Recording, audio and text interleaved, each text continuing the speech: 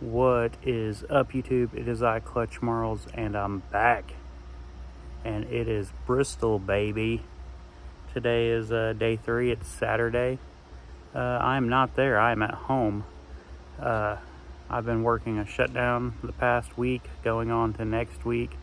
They gave us today off. And we ended up not getting to run, but we've been watching it in the shop and trying to build some stuff in between the heats. So I'm ready to watch my boy Devin run today. If he gets to run, he might get loaded. Who knows? But yeah, the past 2 weeks have been kind of slow building anything, and just lots of working. But we got this Pikachu car, 97 Grand Marquis. My wife painted that. Not horrible. She hasn't really graffitied a whole lot, and I put all my old cans that are like 25% or less in a box, and I'm like, yo, go have fun, knock yourself out, practice. Anyway, last night, between the heats, I dropped the old rear end. We're starting to put the new one in. This will be a bone stock-ish build. Like no hump plates, no tilting. I think you got to use stock motor mounts. Lower cradle. Quick, easy build. And I'm excited. 2025. We're going back to big cars. We'll see what we can do.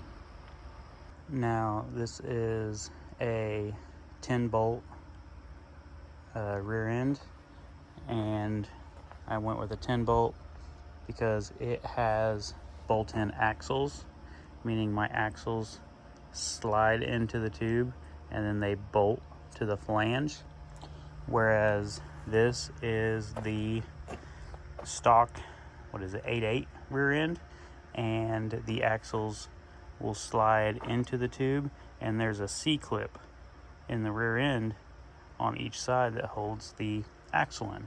Once that C-clip breaks, that whole axle will slide out, whereas on these you have to physically take out 4 bolts and then pull it out.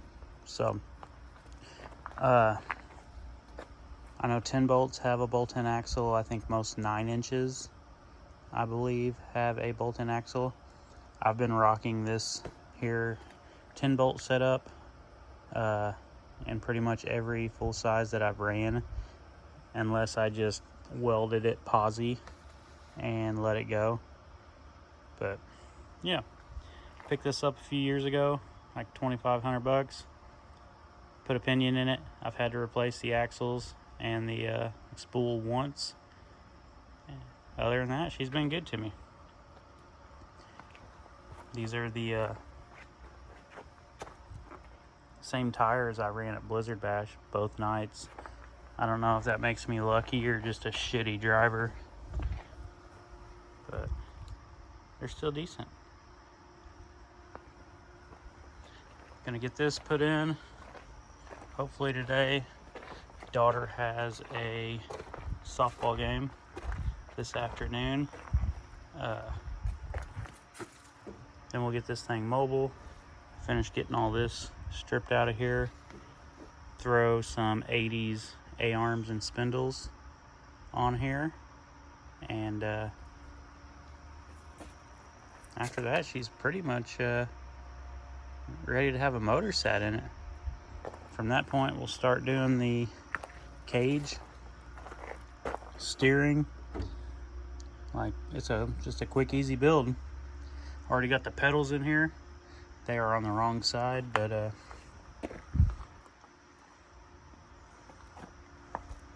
so I've been looking at places to run in early 2025.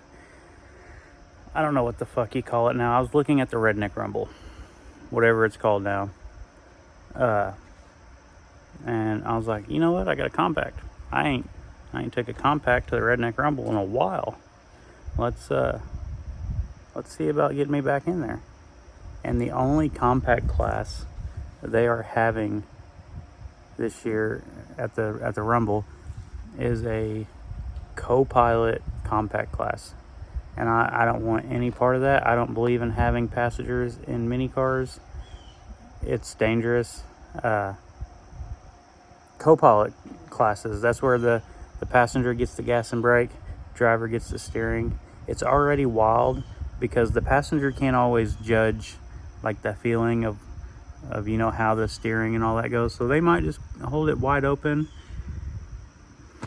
You do it in a compact, like everybody's doing it. You got to think fast. You got to keep moving, and it should be a wild show. There we have it. The rear end is in. It is set.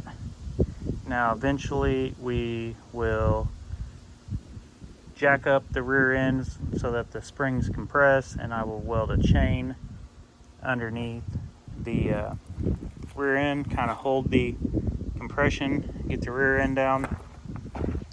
Right now the back is sitting really high. It's the bumper would be a little bit over my knee, so it's kind of high for a derby. We'll get that. I'm probably going to do that after I get the cage in, just to give the car more weight. So maybe we'll see where she sits when she's done. And then we have a 99 Century. I bought it, was going to run it down to Mississippi. MWFA. Like I said, I've been stuck working a whole bunch.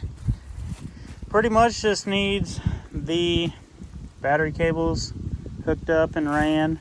Everything 9-wired. My GoPro's mounted. Back seat bar, and she's ready to go.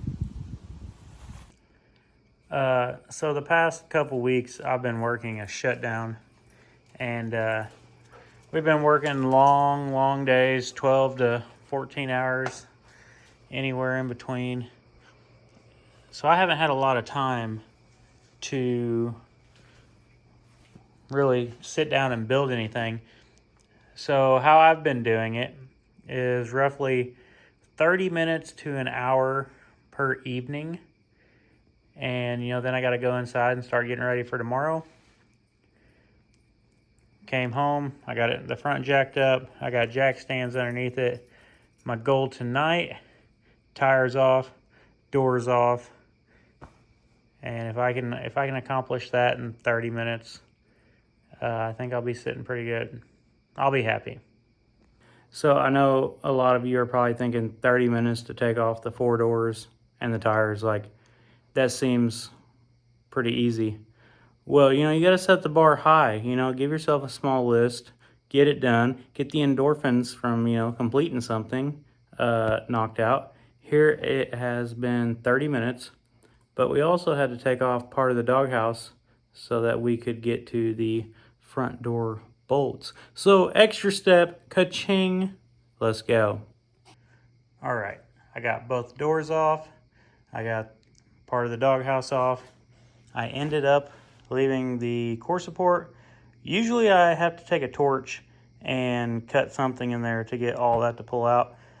Usually it breaks, something goes wrong. I'm gonna go in, shower, eat dinner, get ready for work tomorrow. Hopefully tomorrow evening I can get all this cleaned up and out of here. I ended up taking the rocker panel off, and surprisingly this is the first car that I've pulled the rocker panel off of, and it wasn't all rusted. Like, that makes me feel good.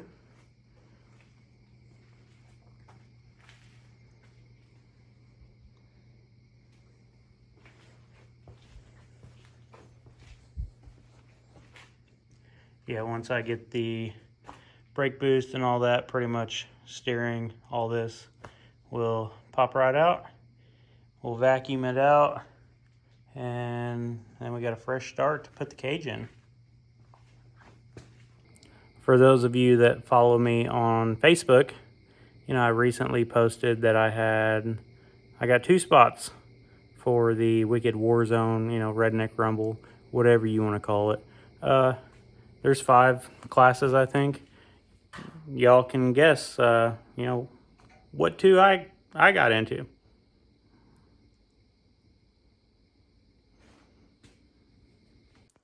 Little update. I decided sometimes you gotta go slow so you can go fast. It took me all weekend to do this part of the cage. I still need a halo, I need a gas tank protector, I need the center bar. But as much as I run these forwards, I decided to give it a shot at building a bolt-in cage.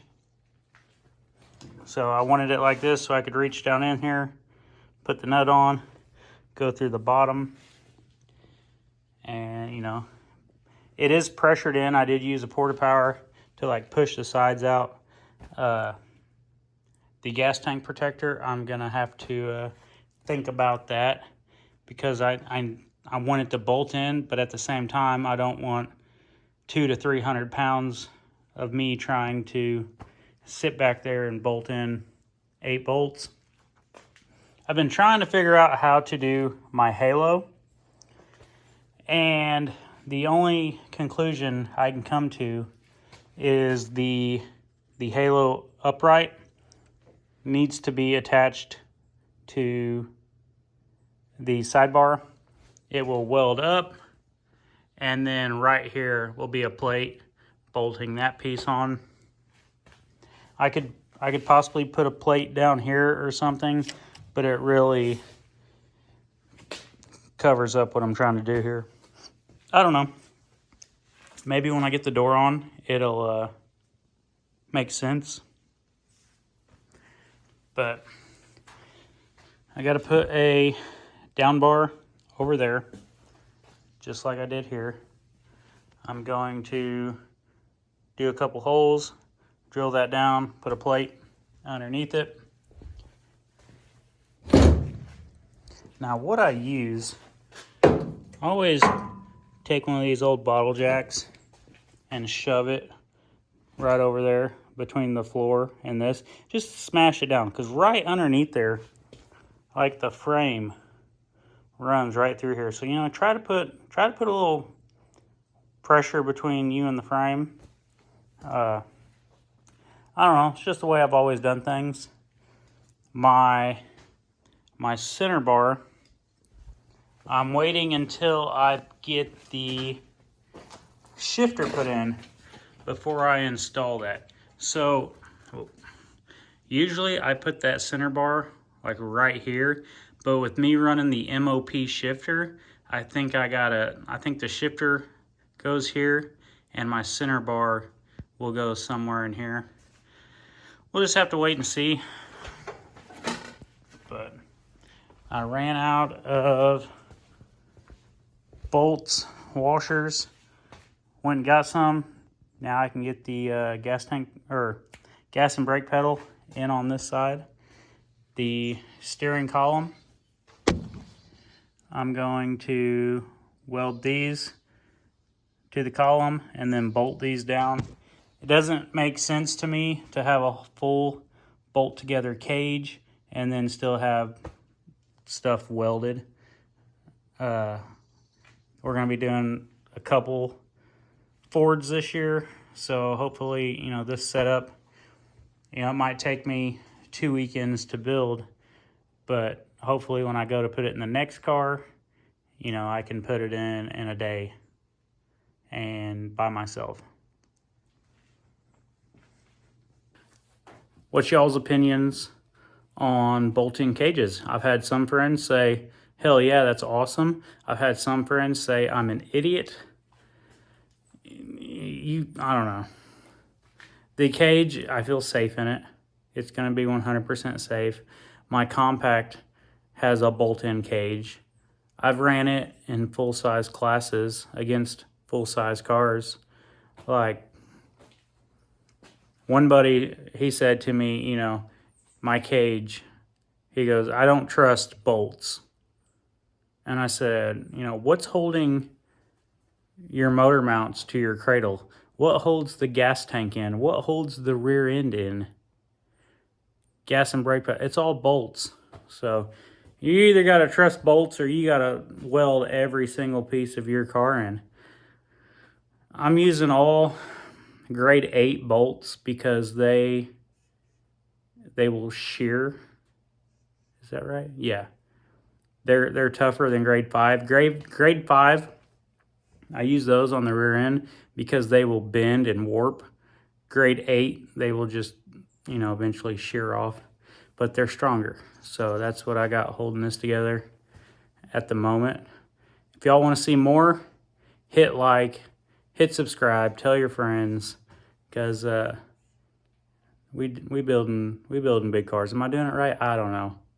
Y'all take this with a grain of salt or sand or whatever they say. Let's go. What is up, YouTube? It is I, Clutch Marles, and I'm back. We got Bentley out here. We got Tesla out here. We got 4 tires back on the 97 Grand Marquis, or as I like to call it on the internet, Grandma Keith. Let me show you what we've been working on. The cage, bolt together. Still have to do a halo, center bar. Probably do a kicker for the tranny cooler, gas tank protector. Now, these plates, I had been cutting by hand and drilling the holes all myself, and I added it up the other night, and I need 16 of them to finish my bolt together cage. And I said to hell with that, so I hit up Chambliss Welding. They are going to cut them out for me. I'm going to go to their shop and pick them up. I'll get the cage finished. We got the bolt-in steering because it doesn't make sense to have the whole cage pull apart and have to cut the steering out. We got the pedals installed. We got the doors on. But look at this. Man, it probably took me an hour to weld this in the Blizzard Bash car. And I thought, you know what? We're doing bolt together things. 3 half-inch bolts. And they are drilled and tapped into the door bar. And you might be thinking, well, if somebody hits you, it's just going to fucking fold in and get you. But it's gotta go through the down leg. Like, we're going to have quite a bit of catastrophic failure. And even after the crazy hit I took at Blizzard Bash, like, that was the only damage the door plate's seen. So I feel comfortable with this setup. It's below my door bar, so I'm not gonna get my arm over and sliced in it. Now, in years past, I had cut a door plate same size as the window from here to here, and I would just drop it down through there. And afterwards, I'd pull it out. I still do that method on most of my compacts. Here is a 93, 94 square body Lumina I'm in the process of building. You'll see there's a 1/4 inch plate in the door, and afterwards you just pull it out. It's quick and easy. So far it's done me good. If you guys want to stay up to date with everything I'm working on, hit like, hit subscribe, turn on notifications, and I'll see you next time.